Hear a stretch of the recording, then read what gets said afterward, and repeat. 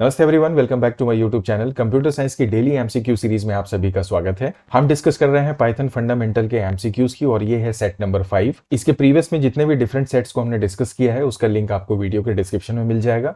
और वैसे भी मैं आपको सजेस्ट करूंगा कि इस वीडियो के डिस्क्रिप्शन को आप चेक कर लें। किसी भी टाइप ऑफ टॉपिक के लिए यदि आपको एमसीक्यू चाहिए, ट्यूटोरियल चाहिए, वीडियो ट्यूटोरियल चाहिए, नोट्स चाहिए, उन सभी की लिंक आपको मिल जाएगी। आपके लिए कोई ना कोई सॉल्यूशन आपको अवेलेबल हो जाएगा।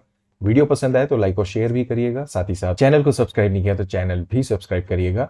आइए एक एक करके सारे क्वेश्चंस को डिस्कस करते हैं। So the first question of this session is saying that which of the following statement is incorrect for pass statement. देखिए, पास स्टेटमेंट जो होता है वो बेसिकली हम जानते हैं कंट्रोल स्टेटमेंट के नाम से। अच्छा, जब आप कंट्रोल स्टेटमेंट की बात करते हैं तो वहां पर आपने सुना भी होगा ब्रेक के बारे में और कंटिन्यू के बारे में। तो ये जो स्टेटमेंट्स होते हैं ब्रेक, कंटिन्यू और पास, वो पाइथन में एज ए कंट्रोल स्टेटमेंट हम यूज करते हैं। पास का मतलब है किसी भी पर्टिकुलर ब्लॉक में अगर आप इसे लिख देते हैं और वो ब्लॉक अगर एम्प्टी है, इसका मतलब वो उस ब्लॉक को बाईपास करके आगे के स्टेटमेंट को एग्जीक्यूट करता है। अब यहां पर आपको सेलेक्ट करना है कौन सा स्टेटमेंट इसमें इनकरेक्ट है। The first statement is saying it refers to the empty statement in Python. तो ये बिल्कुल सही बात है, ये एक एम्प्टी स्टेटमेंट के रूप में कार्य करता है, जैसे मैंने आपसे कहा।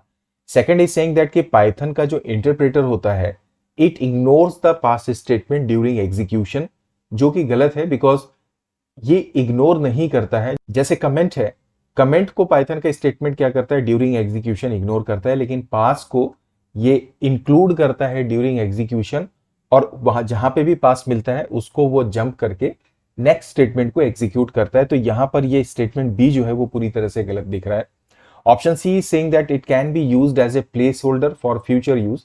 तो बिल्कुल सही बात है। मान लीजिए आपने कहीं पर एक इफ स्टेटमेंट लगाया, आपने बोला if x mod 2 double equals to 0। अब यहां पर इसके अंदर आपने डाल दिया पास और उसके बाद एल्स करके आप आगे बढ़ जाते हैं। इसका मतलब यह है कि इन फ्यूचर आप चाहें तो इस पास की जगह कोई दूसरा स्टेटमेंट या सेट ऑफ स्टेटमेंट को आप डाल सकते हैं। तो फ्यूचर यूज के पॉइंट ऑफ व्यू से इसे आप इस्तेमाल कर सकते हैं, जो कि बिल्कुल सही स्टेटमेंट है। Based on this, more than one of the above और नन ऑफ द अबव तो वैसे भी नहीं होगा। तो करेक्ट आंसर होगा इसका option number B. I move to the next question. यहां पर यह बोलता है कि आपको आउटपुट प्रेडिक्ट करना है। इस क्वेश्चन का कोड है इंपोर्ट स्टैटिस्टिक्स। आपने एक स्टैटिस्टिक्स मॉड्यूल को इंपोर्ट किया, आपने लिस्ट क्रिएट की। लिस्ट क्रिएट करने के बाद आपने यहां पर बोला स्टैटिस्टिक्स डॉट मीडियन एल। अब यहां पे आप इस्तेमाल कर रहे हैं किसका, मीडियन का। तो मीडियन क्या करेगा, जब आप इस कोड को एग्जीक्यूट करेंगे तो ये जितने भी नंबर हैं इन्हें सबसे पहले ये असेंडिंग ऑर्डर में इस तरह से अरेंज करेगा। सो मैं इसे जल्दी से यहां पर इस तरह से अरेंज कर देता हूं so that we can get the answer. अब इसमें से जो बीच की वैल्यू है उसे ये फाइंड करेगा और उसे आपको रिटर्न कर देगा। तो इसका मतलब 3 इधर से 3 इधर से, बीच का मतलब 6। तो इसका जो करेक्ट आंसर होगा that is your option number 6। So this is how we can get the answer. I move to the next. यहां पर यह बोलता है कि what will be the output of this given code. आपने बोला लेंथ ऑफ 20 और लगा के 20। अब और ऑपरेटर का एक रूल है कि इसके आगे कोई से फॉर एग्जांपल कोई वैल्यू है और बाद में अगर कोई वैल्यू है, तो अगर पहला पार्ट ट्रू हो गया तो ये फिर क्या करेगा, सीधे इस वैल्यू को ही क्या करता है, यहां पे प्रिंट कर देता है। अब लेंथ ऑफ 20 मतलब इंटीजर की लेंथ तो आप वैसे भी फाइंड नहीं कर सकते, तो ये सीधे सीधे आपको क्या प्रोड्यूस कर देगा, यहां पर एरर प्रोड्यूस कर देगा। तो ये स्टेटमेंट यहां पे गलत लिखा हुआ है। हम आगे बढ़ते हैं। Here it is saying that evaluate the following expression and state the result. अब यहां पर ये एक्सप्रेशन हमारा दिया हुआ है 6 इज ग्रेटर देन ट्रू का मतलब ग्रेटर देन 2, इट मींस ये यहां पे ट्रू है। एंड लगा के 3 इज ग्रेटर देन फॉल्स, तो ये ट्रू एंड फॉल्स, मतलब ये पूरा स्टेटमेंट यहां पे क्या हो गया, फॉल्स हो गया। फॉल्स और उसके बाद बोलता है 4 इज लेस देन 3, मतलब ये फॉल्स हो गया। तो ऑटोमेटिकली एक फॉल्स हो गया तो ये भी फॉल्स ही हो जाएगा। तो फॉल्स और फॉल्स का मतलब आंसर आपको क्या मिल जाएगा, यहाँ पे फॉल्स मिल जाएगा। This is how we can get the answer. I move to the next. यहाँ पर ये बोलता है how many times following loop will run. अब इस लूप को अगर आप एग्जीक्यूट करें तो ये कितनी बार चलेगा। आपने डाला है रेंज, आपने डाला -4। इसका मतलब ये, इसका कहने का तात्पर्य ये है कि आप स्टार्ट करो लूप कहां से, 0 से, और चलो कहां तक, -1 से। अब 0 से -4 तो मतलब इसका स्टेप वैल्यू तो यहाँ पे कुछ है ही नहीं। तो जब आप इस कोड को एग्जीक्यूट करने का कोशिश करोगे तो ये लूप एक्चुअली यहाँ पे रन ही नहीं करेगा और आपको कोई भी आउटपुट यहाँ पे प्रोवाइड या मिलेगा नहीं। तो आप जब इस कोड को एग्जीक्यूट करेंगे तो एक्चुअली यहाँ पर ये बोल रहा है many times, how many times. So the answer would B 0 time ये लूप चलेगा। तो ये तो बात हुई हमारे इस क्वेश्चन की। हम आगे बढ़ते हैं। It is saying that consider the given Python programme and identify the possible output. यहाँ पर देखिए सेट ऑफ कोड लिखा हुआ है, यहाँ पर इसने रैंडम मॉड्यूल को इंपोर्ट किया है, ठीक है। फ्रॉम रैंडम इंपोर्ट स्टार का मतलब जितने भी उसके मेथड्स हैं।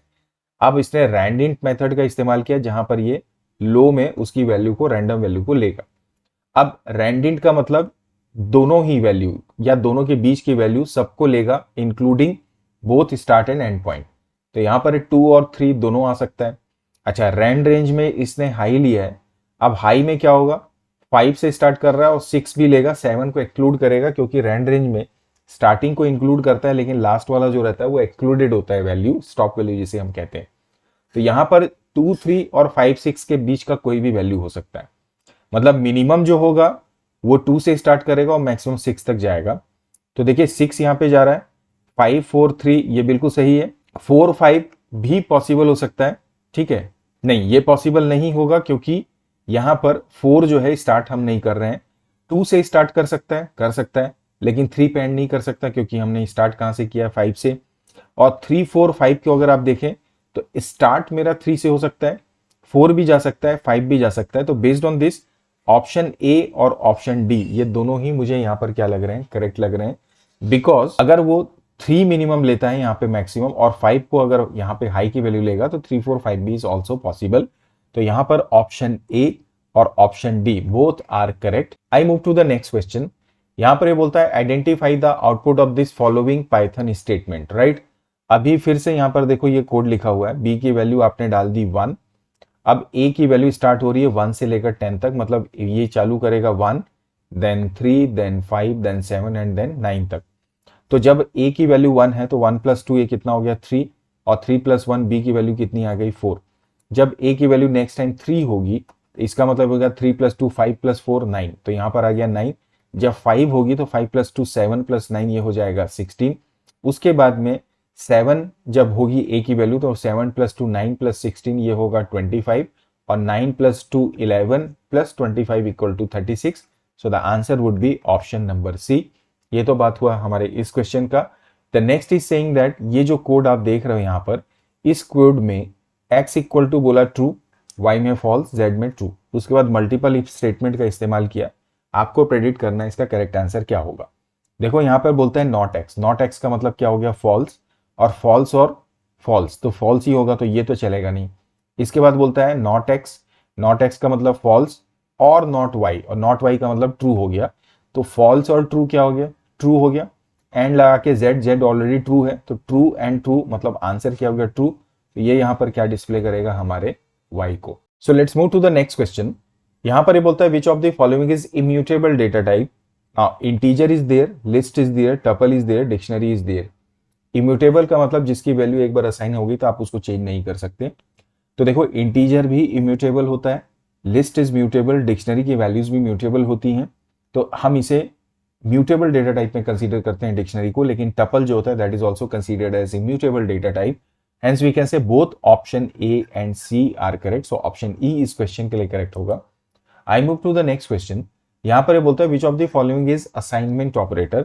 सो less than equal to is comparison, slash मतलब floor division equal to can be said assignment operator, double equal to again comparison, not equal to again comparison. So the correct answer is what, your option number B. I move to the final question. ये question मेरे set 4 का है, जो इसके previous में मैंने आपके साथ डिस्कस किया था। वहां पे मुझसे ये मिस्टेक हुई थी कि हमने जब यहाँ पे रैंड रेंज मेथड लिया, हमने बोला है 3 to 15।